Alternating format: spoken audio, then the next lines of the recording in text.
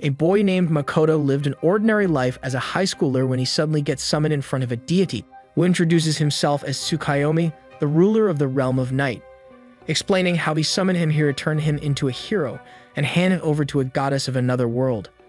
Tsukayomi tells him that his parents are summons from another world too, and due to the deal they made, they have agreed to someday give away whatever is most important to them. Upon seeing him, the goddess starts making fun of his looks, wondering how he could be the offspring of such promising parents. While mocking Makoto, she refuses to give him any substantial powers, instead only granting him the ability to communicate on all non-human languages. That way he will be able to understand the monsters in the corner of the world where she decided to drop him into. Before sending him off, she commands him to not spread his ugly genes among the humans of this world. While falling into the world, Tsukayomi reaches out to him once more, giving him his blessing to be free in this world. After wandering for 3 days, he runs across an orc lady in distress and decides to help her. She is being attacked by a huge two-headed wolf. By fighting him, Makoto realizes just how strong he actually is in this world. The orc lady tells him that her name is Emma and explains that she is meant to be a sacrifice to Shen on top of the divine mountain. Apparently, there is a thick fog that enveloped her village, which caused their crops to fail. Offering sacrifices causes the fog to subside, so now it is her turn.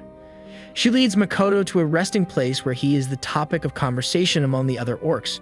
Noticing that Emma is using magic, he convinces her to teach him too how to do it.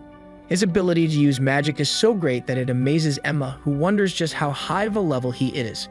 She thinks he must be in the high 200s or 300s, so once she learns that he is in fact level 1, she is left in shock. The next day, Makoto leaves a note behind for Emma, heading out on his own. In the note, he thanks her for teaching him all that great magic, adding that he is taking the gear she gave him and going ahead to take care of Shen. Upon reaching a high point on the mountain, Makoto decides to test out his control over magic, creating a fiery bow and shooting at a Torii gate as target practice. The large explosion takes out some evil monsters who were hiding nearby, and as they perish, their leader tells him that they were just using Shen's name to subjugate the orcs. But now that the gate is destroyed, Shen is bound to be angry and appear to exact his wrath. Just as the monster said, a massive dragon appears and attacks Makoto. Much to the dragon's surprise, Makoto is able to fight back. Not only that, but Makoto injures the dragon with his fire bow, even though the dragon is supposed to be resistant to fire. As a last resort, the dragon traps Makoto in a happy illusion. Thanks to the power that Tsukayomi gave him, Makoto is able to realize that he is inside of an illusion, breaking out of it with ease. But the dragon is no longer interested in fighting, as by watching his memories, he learned that Makoto is from another world. In order to be able to learn more about that other world, the dragon offers to sign a pact with Makoto, becoming his companion. He introduces himself as Shen, a greater dragon who is considered to be invincible. Considering their power difference, Shen is forced to become his slave for the pact to be fair. Even so, Shen is happy to do it, convinced that this will be the best period of his life. Once the pact is formed, Shen transforms into a humanoid form, revealing that she was a girl all along. Shen explains that she has to take the form of the dominant person in a pact, that is why she looks like a human now. And she is absolutely taken by the samurai drama she was able to see in Makoto's memories, striving to behave like a samurai herself. Shen shows Makoto one of her powers, a demiplane she is able to control. By entering her demiplane, it becomes evident that thanks to their pact, the area inside of it changed and expanded into a large fertile land. Makoto wonders if they could build a town inside of it, keeping it hidden from the horrible goddess. Upon exiting the demiplane, they run across Emma. She is at a loss of words after learning that Makoto bested Shen, forming a pact with her. Returning with Emma to her village of orcs, Shen tells their chief what was really going on the mountain, offering the orcs to move out of the wasteland and into her demiplane. They gladly accept, and the next day Shen creates a clone of her which looks much like her child, that will keep them safe in the demiplane if something were to happen. Makoto is upset at Shen for making all those arrangements without consulting him first, but ultimately relents. The orcs are slowly building their new village inside of the demiplane, while Makoto learns how to use more different kinds of magic. Shen is taking advantage of this, and while he is learning magic, she reads his mind to see more of his memories. Makoto is worried what kind of secret thoughts and lewd memories she might unearth, but even so, he lets her do as she pleases. While Makoto is figuring the capabilities of the power Tsukayomi gave him, Shen brings a scared dwarf into the demiplane. Apparently, the dwarf was being chased by a very powerful monster, the Black Spider of Disaster, and Shen has led the monster into the demiplane. The monster is a gigantic spider driven mad by hunger, and now that it's sensed Makoto's blood, it will try to devour him.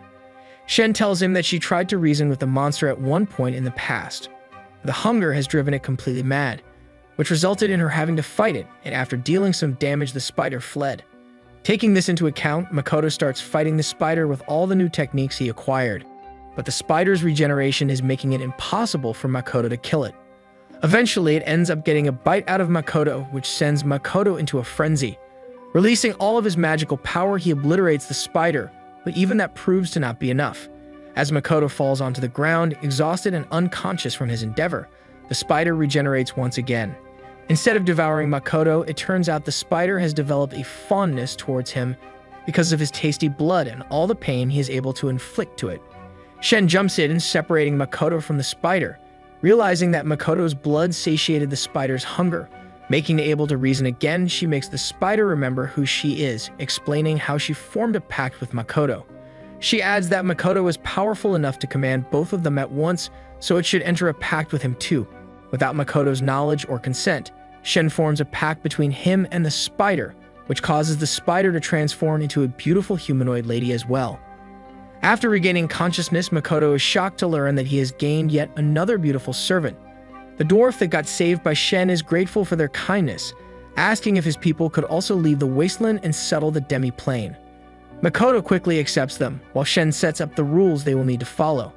Makoto travels through the wasteland for a few hours every day, looking for a human settlement. Once he finally finds one, he is called back to the demi-plane, where Shen wants him to give new names to her and the black spider. After some consideration, he gives Shen her new name Tamo and names the black spider Mio. In giving them names made them even more powerful. Afterwards, lots of different monsters gathered to settle the demi-plane as the word about it spread. Other than the orcs and dwarves, there are Tomo's followers, the mist lizards, and Mio's followers, the Auk. The dwarven elder is happy to learn that Makoto does not follow the will of the goddess, as what she desires conflicts with what they want. Finally, getting the chance to visit the human village, Makoto learns the hard way that the ability the goddess gave him is similar to a curse, making him unable to actually understand humans. They take him for a monster, and not wanting to fight them, he runs back to the demi-plane. There he learns that Emma, Tamo, and Mio can speak the human language, so he starts studying under their tutorage. They also tell him that the huge amount of mana he is releasing is probably very terrifying to the humans, so he commissions the dwarves to create a ring that can suppress his mana.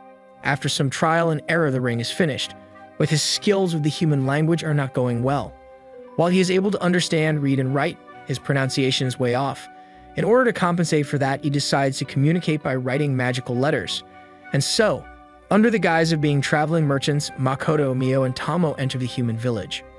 Visiting the Adventurers Guild, they decide to sign up as adventurers, explaining how Makoto is a cursed son of a wealthy trader, and the two girls are his servants. The curse is making him unable to talk, so he has to communicate through magical writing. As a part of signing them up, they measure their power levels. Everyone in the guild is shocked to learn that Tamo is level 1320, while Mio is level 1500, making them the highest level adventurers in the entire guild. Makoto is sad to find out that his level did not increase at all since the last time it got measured. After getting their adventure cards, they find lodgings for the night. Leaving Tamo to watch their goods, Makoto and Mio head out into the town to get some food. While walking through the city, the two of them get stopped by a little girl. Tamo gets attacked while watching over their trade goods, but she is able to deal with the masked robbers with ease. After she captures one of the robbers, she brings them to the inn room for interrogation. The little girl that stopped Makoto and Tamo seems to be distraught, so Makoto decides to take her back to their inn room. After she calms down, they learn that her name is Rinon, and her older sister called Toa went missing after not being able to pay back a debt. Once Rinon shows them a sketch of her sister, it becomes apparent that those robbers are connected to her disappearance, as Tamo saw the same girl in the robbers' memories. Makoto sends Tamo and Mio to rescue Toa while he stays behind to watch over Rinon. He does so because he realized that Toa looks identical to the girl from his world named Hasegawa, who he liked very much, so he would not be able to contain his rage if he were to go there. Tamo and Mio successfully find and save Toa, but as they are trying to leave, they get confronted by the strongest adventurer in town, called Ace. In the meanwhile, Makoto went out with Rinon to sell his goods, earning quite a bit of gold from them. Suddenly, Rinon runs off, coming up with a weak excuse why she needs to go. Makoto does not fall for it and uses the power Tsukuyomi gave him to keep an eye on her. Doing so, he learns who she is meeting with and what they are saying, finding out that the robbers from before are using her to get information on him.